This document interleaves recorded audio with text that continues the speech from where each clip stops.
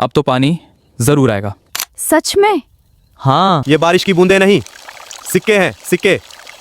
अब तो बहुत बुरा हो रहा है, इसे रोक दो भगवान।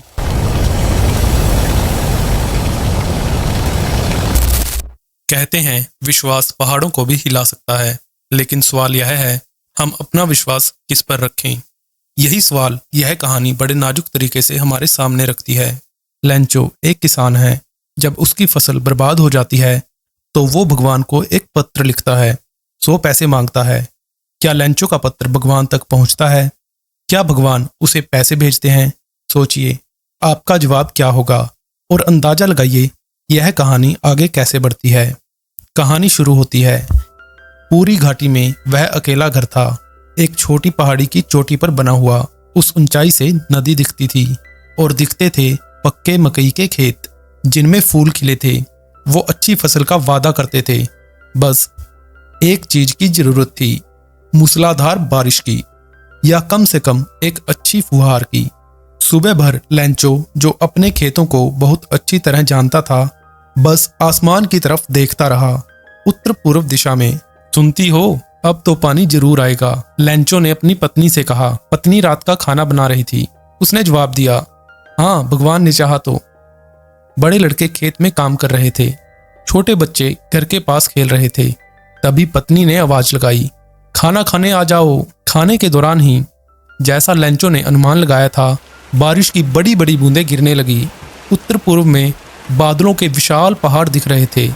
हवा ताजी और मीठी थी। लेंचो बाहर निकल आया, बस इसलिए कि बारिश को अपने बदन पर महसूस कर सके। वापस आकर वो बोला, ये आसमान से गिरती बूंदें नहीं, ये तो नए सिक्के हैं। बड़ी बूंदें 10 पैसे के सिक्के और छोटी बूंदें 5 पैसे के। संतोष भरी नजरों से उसने देखा पक्के मकई के खेत को, जो बारिश के पर्दे में लिपटा हुआ था। लेकिन अचानक तेज हवा चलने लगी और बारिश के साथ बहुत बड़े बड़े ओले गिरने लगे। ये ओले सच में नए चांदी के सिक्कों जैसे लग रहे थे। लड़के भागकर बाहर निकले, इन जमे हुए मोतियों को बटोरने के लिए। अब तो बहुत बुरा हो रहा है, लेंचो चिल्लाया। काश ये जल्दी रुक जाए, लेकिन वो जल्दी नहीं रुका। 1 घंटे तक ओले गिरते रहे। घर पर, बगीचे पर, पहाड़ी पर, मकई के खेत पर, पूरी घाटी पर। खेत सफेद हो गया, जैसे नमक से ढका हो। पेड़ों पर एक भी पत्ता नहीं बचा। मकई पूरी तरह बर्बाद हो गई। पौधों से फूल झड़ गए। लेंचो की आत्मा दुख से भर गई। तूफान के बाद वह खेत के बीच खड़ा हुआ। अपने बेटों से बोला, टिड्डियां भी इससे ज्यादा छोड़ जाती हैं। ओलों ने कुछ नहीं छोड़ा। इस साल हमारे पास मकई नहीं होगी। वह रात बहुत दुख भरी थी। हमारी सारी मेहनत बेकार गई। कोई नहीं है जो हमारी मदद करे। इस साल भी हम भूखे ही रहेंगे। लेकिन उस घाटी के अकेले घर में सभी के दिलों में एक उम्मीद थी, एक ही उम्मीद, भगवान की। इतने दुखी मत हो, भले ही यह सब कुछ हो जाने जैसा लगे। याद रखो, भूख से कोई नहीं मरता। हाँ, यही कहते हैं, भूख से कोई नहीं मरता। रात भर लेंचो के मन में बस एक ही आस थी, भगवान की मदद। भगवान जिनकी आंखें सब कुछ देखती है, जैसा उसे बताया गया था, यहाँ तक कि दिल की गहराइयां भी। लेंचो एक बैल जैसा इंसान था, खेत में जानवर की तरह काम करने वाला, लेकिन वह लिखना जानता था। अगले रविवार सवेरे सवेरे उसने एक पत्र लिखना शुरू किया। वह खुद उसे शहर ले जाकर डाकघर में डालने वाला था। वो पत्र कोई साधारण पत्र नहीं था, वो भगवान को लिखा गया पत्र था। उसने लिखा, भगवान, अगर आपने मेरी मदद नहीं की तो मेरा परिवार और मैं इस साल भूखे मर जाएंगे। मुझे पैसे चाहिए, मुझे 100 पैसे चाहिए, ताकि मैं फिर से बीज बो सकूं और फसल आने तक गुजारा कर सकूं, क्योंकि ओलावृष्टि ने सब कुछ बर्बाद कर दिया।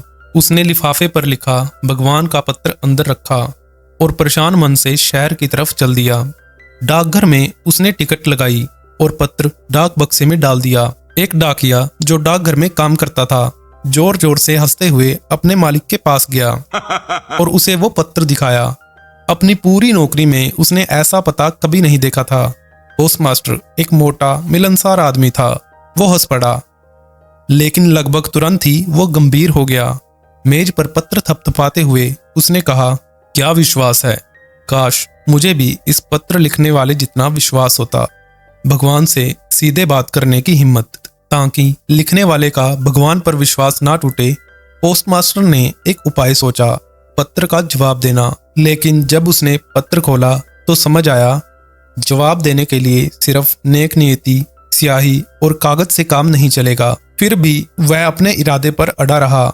उसने अपने कर्मचारियों से पैसे मांगे, खुद अपनी तनख्वाह का हिस्सा और कई दोस्तों को भी देना पड़ा एक नेक काम के लिए। लेकिन 100 पैसे जमा करना नामुमकिन था। वह किसान को सिर्फ 50 से थोड़ा ज्यादा भेज सका। उसने पैसे एक लिफाफे में रखे, लैंचो के नाम, पता लिखा और साथ में एक पत्र रखा जिसमें केवल एक शब्द था, हस्ताक्षर के रूप में, भगवान। अगले रविवार लैंचो थोड़ा पहले आया, यह पूछने कि उसके लिए कोई पत्र है क्या। डाकिये ने खुद उसे पत्र दिया। पोस्टमास्टर दूर अपने दफ्तर से देख रहा था, उस आदमी की तसल्ली के साथ जिसने कोई अच्छा काम किया हो। पैसे देखकर लैंचो को जरा भी हैरानी नहीं हुई, इतना पक्का विश्वास था उसे। लेकिन जब उसने पैसे गिने तो गुस्से से भर गया।